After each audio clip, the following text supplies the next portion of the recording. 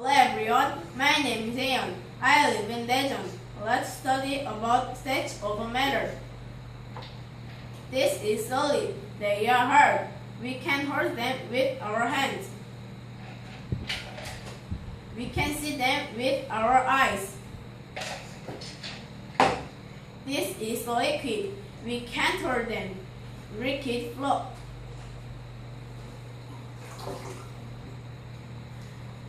We can see them. They don't have a fixed shape. I will show you gas has volume. I float a paper ship. Then sink a paper ship with cup.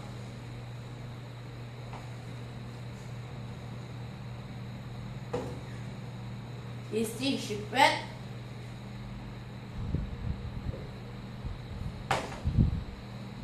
No, because there is gas in the cup. Gas has the volume. We can measure weight of the gas. Thanks for listening.